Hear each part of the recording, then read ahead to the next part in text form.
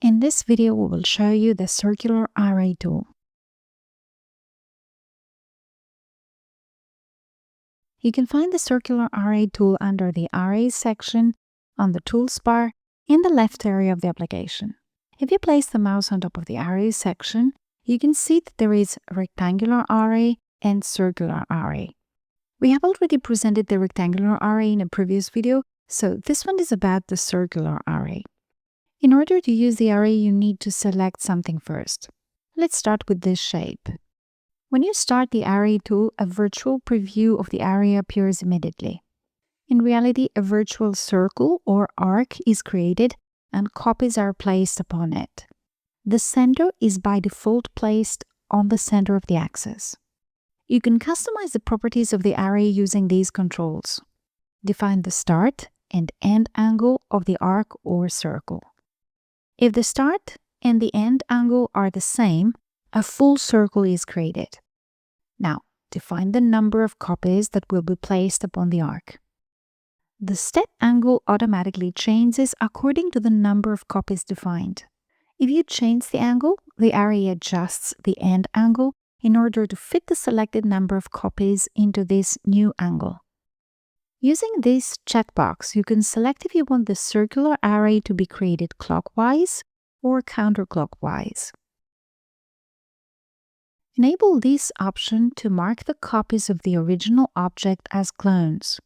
Stay with me till the end of this video for an example of cloned objects.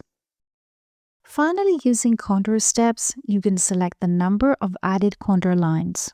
When contour steps are added, you can select whether you want all circles to have the same number of copies as the initial circle or add extra copies to make a better fit. Finally, using this drop-down menu, you can select a preset action for the array. For example, full circle preset. This preset will use the selected objects to create a circle with an array of them. This option is really useful as it automatically calculates the distance between the objects. Notice that if you have a work area applied, there is an extra preset to align that work area.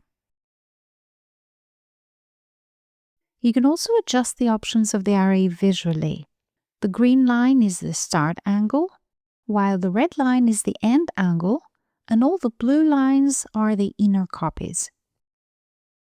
Moving the handle on top of a green line or any handle on top of the inner blue lines, you can change the position of the arc and the distance from the center.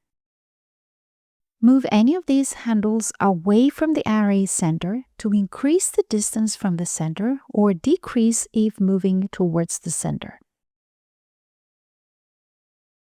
Using these nodes, you can also move the position of the arc. If you look on Tools Options pane, then you will see the new start and end angle according to the movement. If you hold the Ctrl key while moving any node, the movement of the array snaps on every 15 degrees. If you hold the Shift key while moving the first node, the arc doesn't change and you can only change the distance from the array center. If you hold the Alt key, the distance from the array center remains unchanged and only the position of the arc is affected. Moving the handle on top of the red line, you can change the end angle. The number of copies is kept as is, so in reality you also change the distance between the copies. If you increase the distance, the arc grows so that the same number of copies fits into the new arc. If you reduce the distance, the arc will shrink accordingly. If you hold the Ctrl key while adjusting the distance between the copies, the distance snaps every 15 degrees. This is great help when wanting to make accurate changes in an angle. If you hold the Alt key, you can change the distance between the copies, keeping the distance from the center unchanged. If you hold the Shift key, you can increase or decrease the number of copies, keeping the distance between them the same. Move your mouse to the outside of the arc and new copies are created on the circle towards the direction you're moving. If you move to the inner of the array, copies are removed. Actually, when moving the last control handle while holding the Shift key, you may define, using the mouse, the arc upon which the array will be placed. Using this handle at the center, you can move the center of the array. You can also move clockwise or counterclockwise.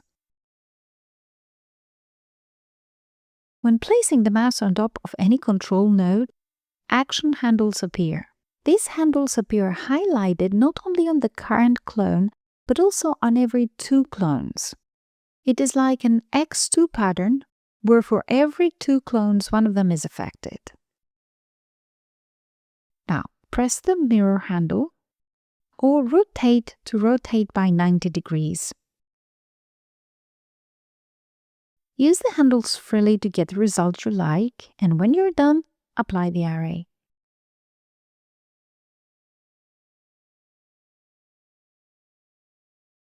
Otherwise, if you wish to change the base selection, you can press Select New, and you can make a new selection. If the Clone Objects option is enabled, you can edit any one of the shapes and have them all edited together at once. Finally, to minimize color changes when working with a multicolor design, check the Reorder Colors option before applying the array.